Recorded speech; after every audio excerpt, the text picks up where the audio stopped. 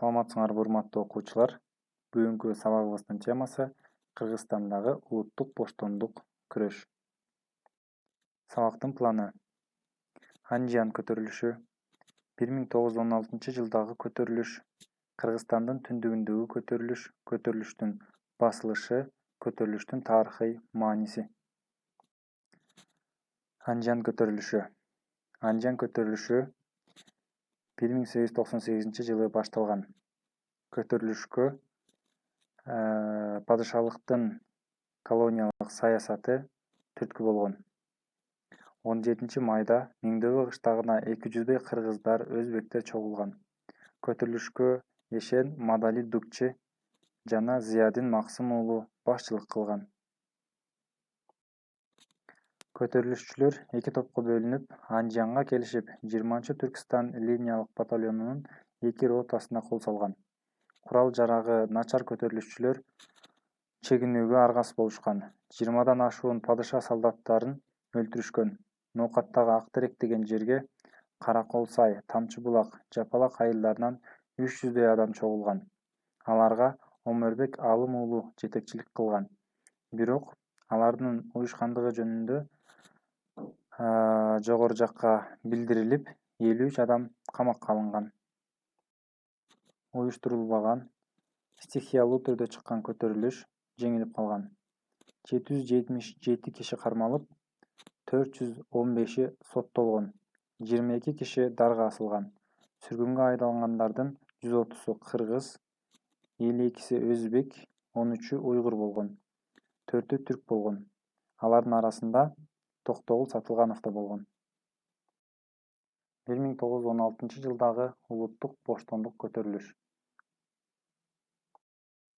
Падышачылыктын Түркстандагы орусташтыруу колониялык улутчул саясаты көтөрүлүштүн чыгышына негиз болгон. 1896-16 аралыгында орус дыйкандарын көчүрүү үчүн 237 миллион 310 миң 236 рубль жумшалган.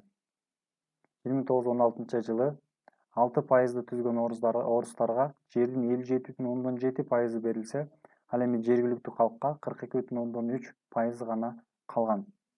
Көчүп келген орус дыйкандары кыргыз жерлеринин түшүмгө мол, сууга мол жерлерин тартып алып, ал эми жергиликтүү кыргыздарды тоолордун арасына таштак, суусу жок жерлерге кубалап ийишкен.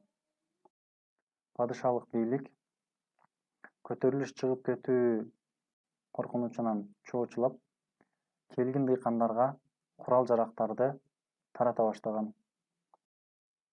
1914-жылы дүйнөлүк биринчи согуш башталган. Ага Россия да катышкан.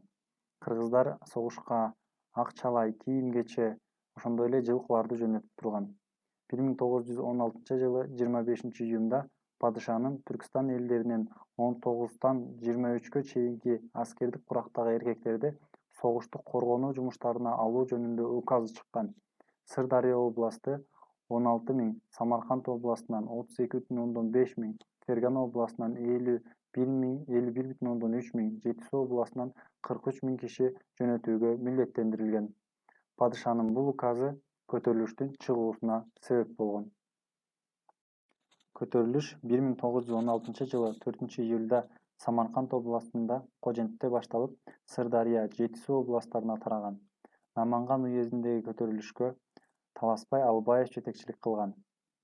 Кетментөбө, Чаткал, Тогуз Тороодогу эл чогулуп, Ош шаарындагы Сулайман тоосунун тегерегине чогулушкан. Көтөрүлүш Кыргызстандын түштүгүндө башталып, алар тез эле басылган. Кыргызстандын түндүгүндөгү көтөрүлүш. Кыргызстандын түндүгүндөгү көтөрүлүшкө кыргыз эли менен чогуу казактар, уйгурлар, дуңгандар жана башкалар катышкан. Жетису областында көтөрүлүшчүлөрдүн жыйынына 10-июлда Каркырада болгон. Кеминдик кыргыздар көтөрүлүштүн жетекчиси катары Манап Мөкүш Шабдан уулун хан көтөрүшкөн. 8-августта Токмокко жакын жашаган айылдар көтөрүлүшкөн. 9-августта Ыбырайым Төлө уулу баштаган кыргыздар Ысык көлгө бара жаткан орус аскерлеринин жолун тороп, 178 мылтык, 30 миң 30 миңден ашык ок-дары жүктөлгөн арабаны колго түшүргөн. Август айынын ортосунда Пишпек уездинин 12 болуштугун таласты көтөрүлүш курчагына алган.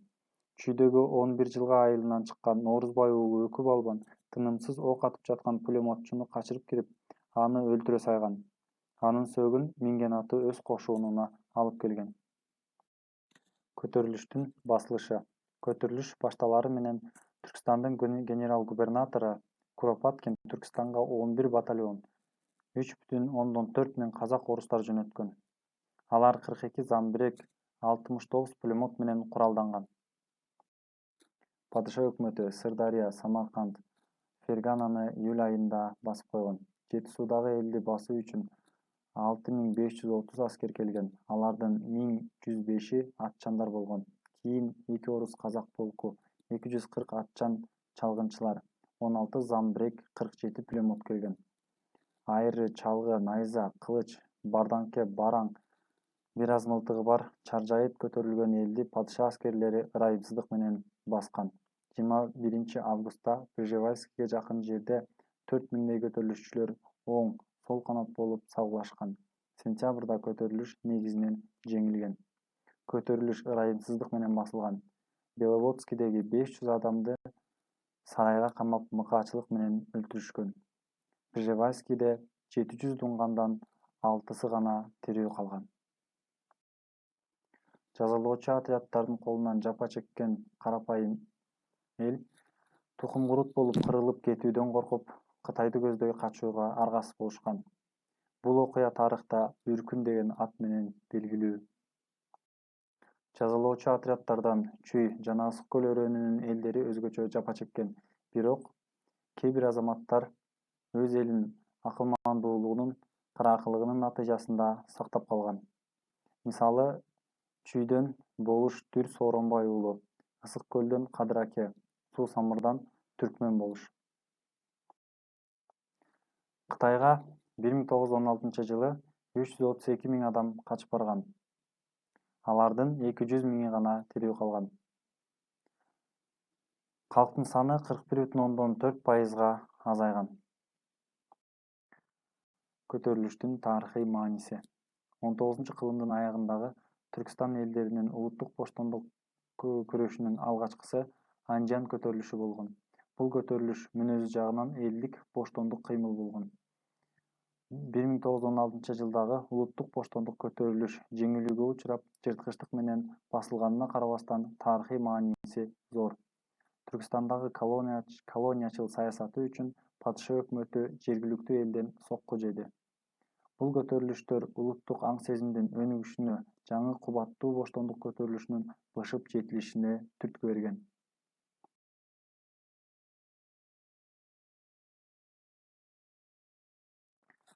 Тема боюнча суроолор. Анжан көтөрүлүшү жөнүндө эмнени айтып бере аласыңар? 1916-жылдагы көтөрүлүштүн себептери кайсылар? Падышачылыктын колониячыл саясатынын күчөшү эмнеден көрүнгөн? Көтөрүлүш качан башталып, кандайча жүргөн? Түндүк Кыргызстандагы көтөрүлүштүн өзгөчөлүгү эмнеде болгон? Көтөрүлүштүн жеңилишинин себептери эмнеде болгон? Көтөрүлүшчүлөрдү кандайча жазалашкан? Көтөрүлүштүн тарыхый маанисин айтып бергиле. Көтөрүлүш жөнүндө эссе жазгыла.